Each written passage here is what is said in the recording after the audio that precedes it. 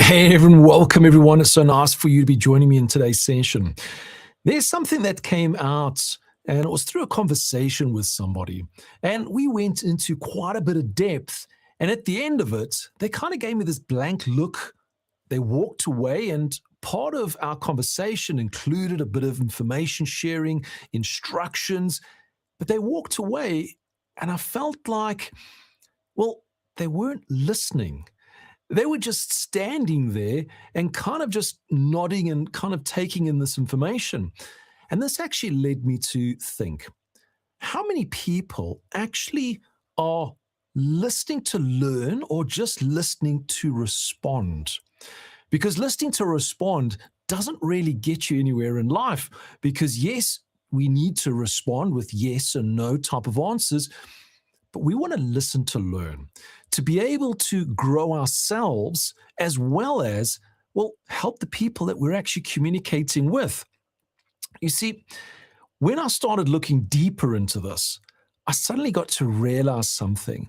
So many people, they actually believe they are good listeners.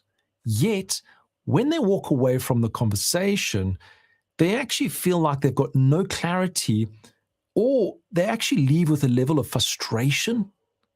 Do you ever feel like that? Because if you do, I've got some tips that will help you to actually make sure that you're listening to learn, not to respond, because we want this to continue this conversation. Remember, listening is not about just the words that are coming out of their mouth. It's actually about understanding what the person is truly saying. So the question that really jumped into my mind when I was thinking and building this particular session was, do you listen to respond or do you listen to learn? That was the question that went through my mind. And I'm guilty. There's many times where I'm listening to respond, where I just want to go, yes, get the conversation end and move on from there. But truthfully, I should be listening to learn so that I could better myself as we're actually going forward. So if you're having trouble in learning to listen, please don't hesitate. You can reach out to me at stuarthyslop.com. Top of this page, you'll actually see there's a little button to book a clarity call. And I can just help you through a few of the tips if they are a little bit of misunderstanding through this particular session. So let's look at these tips that I want to share with you because they are very straightforward, but they could be very impactful, not only in your personal life, but in your business life. Because this is really where I help clients. When you're going into a business meeting, and you're sitting down and you really are engaging in the meeting because this could be a make or break meeting. Yet you feel like a bit exhausted. You're trying to get this information, but it seems to, well, just bounce off you and you leave with a deal that's not closed. You leave with a negotiation that you potentially didn't win. And that's what we want to change. So there's 3 tips that I want to share with you, and they're very straightforward, very simple, that you can actually implement, well, right now. You can actually do it while you are, wait for it, listening to this particular session. So the first is the shift. It's shifting from a reply mode to a curiosity mode. Now, what do I mean that? Well, a reply mode is somebody asks you something or they tell you a story. A reply mode is, oh, that's interesting. Nice. Yes. The simple closed-ended responses. This is a reply mode. So now if you have been in that reply mode and you can do a reflection, just think back of the conversations that you've had today and think, what if I'd moved and shifted to a curiosity mode? A curiosity mode that actually replaces this internal dialogue of yes, no, that's interesting, with questions. Now that's great, but tell me more about this. What you'll also find by actually shifting from a reply mode through to a curiosity mode, what you actually start doing is you start creating deeper conversations. You'll actually find that this curiosity that you create becomes more engaging in the actual conversation. It also, especially in the professional space, removes assumptions. Assumptions is one of the greatest, call it errors or fiends in this particular space. Why? Because you could assume something and be 100% incorrect. So the first tip, and it's about shifting from that reply mode, which is kind of like auto mode, yeah, great, to a curiosity mode. That's interesting. I'd like to know more about this. Get into the space of curiosity. You're going to find that these conversations, whether it's personal, because you can do it in the personal front, or in the business, gives you that high level of clarity. But more importantly, it actually helps to make the conversation go deeper. I'm sure you've experienced it when you're explaining something to somebody and their response is, yeah, cool, yeah, I've got it. And then they leave. And then all of a sudden, they do the 100% opposite of what you've just explained to them.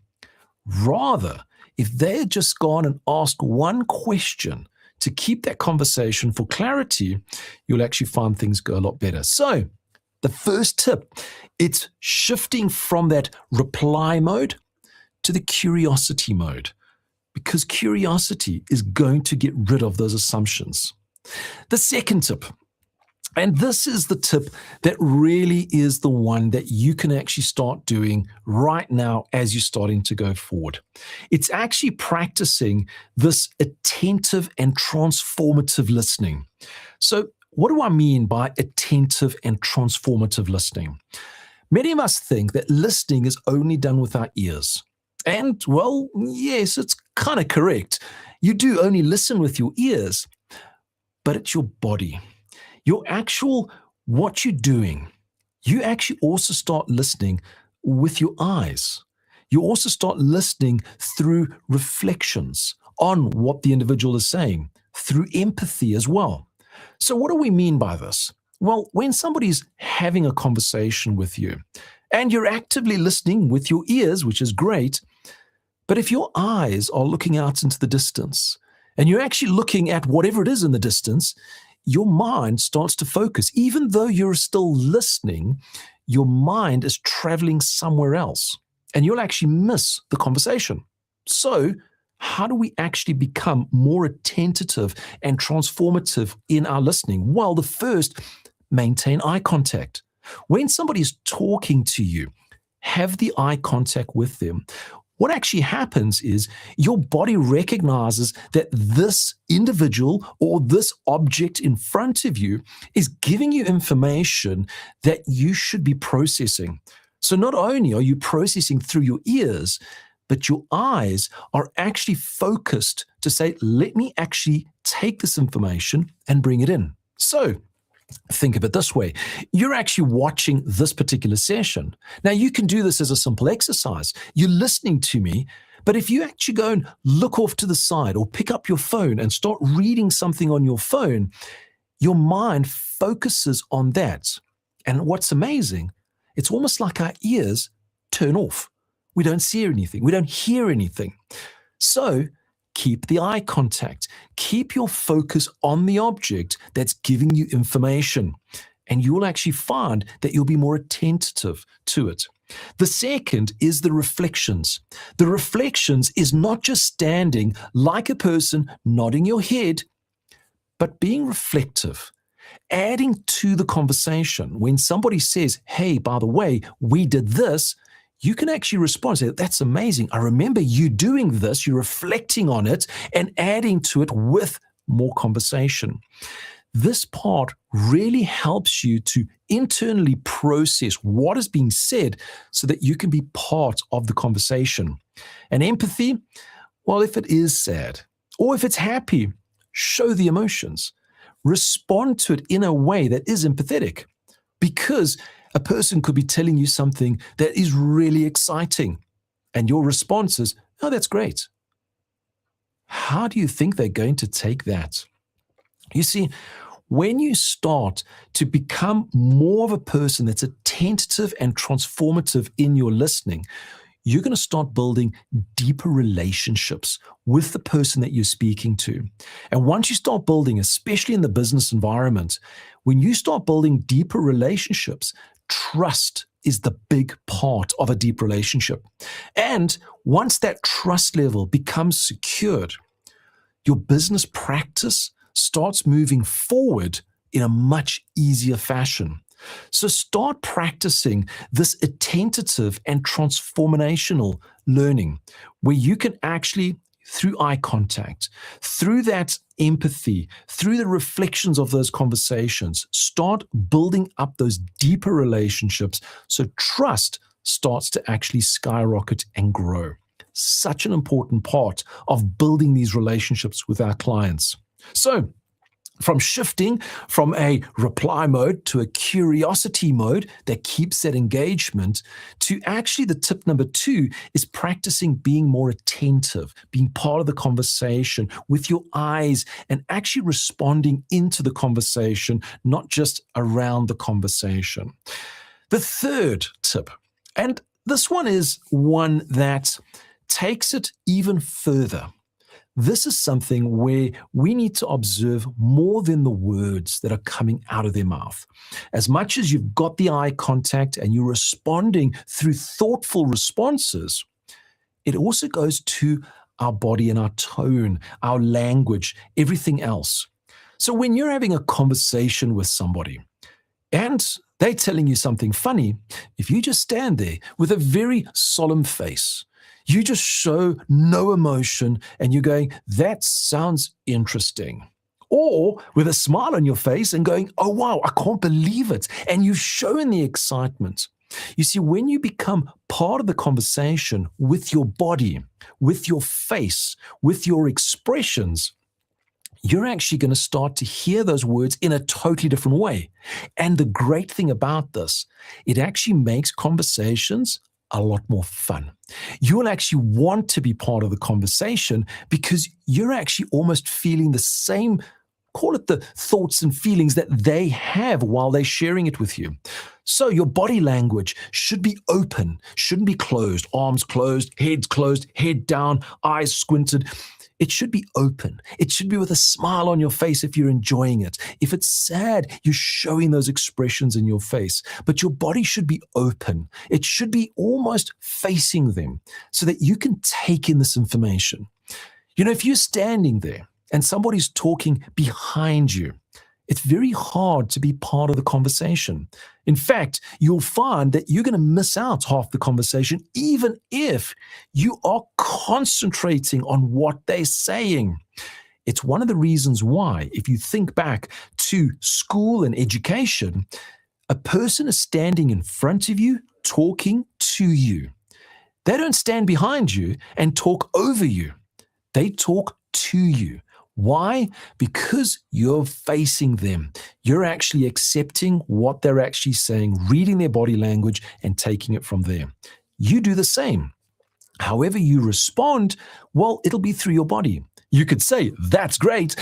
But if your body doesn't say that's great, they will pick that up straight away, which means the conversation is actually going to be broken. You're going to find that they're not going to feel the actual conversation, which means the relationship could actually start to go further and further apart. So the third tip, it's actually observing the words that come through. You have the body language, the tone that actually embraces what has been shared with you.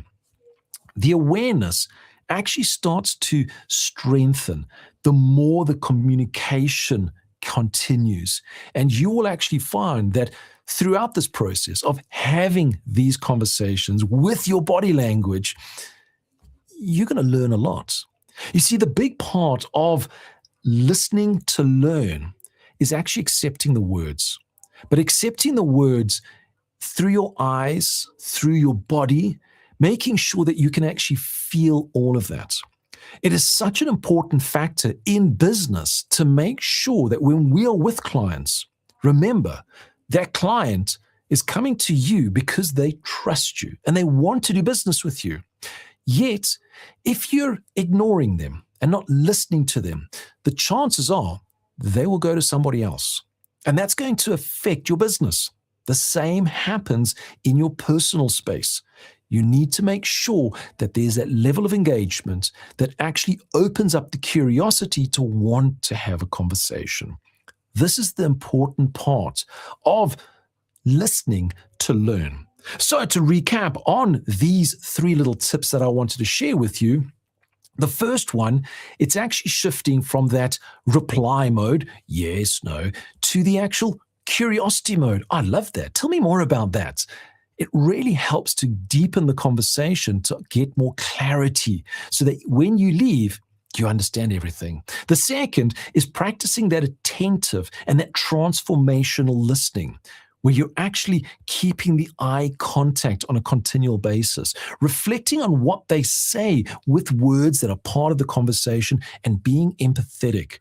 It builds that deeper relationship that really strengthens the trust for your business as you're going forward. And the third is observe more than just the words that are coming out of their mouth. Read the body language. Make sure that your body language is open. Make sure that your arms are not crossed. Make sure that they're open.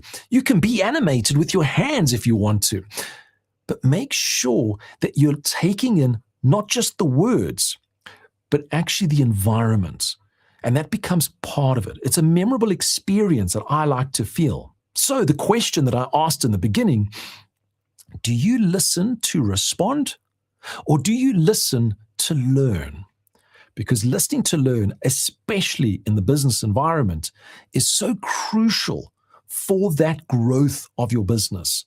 So make sure that you're adapting this. Now, if any stage you feel, I'm not sure if I'm doing this right, you're more than welcome to reach out to me. Jump onto my website, stuarthyslop.com.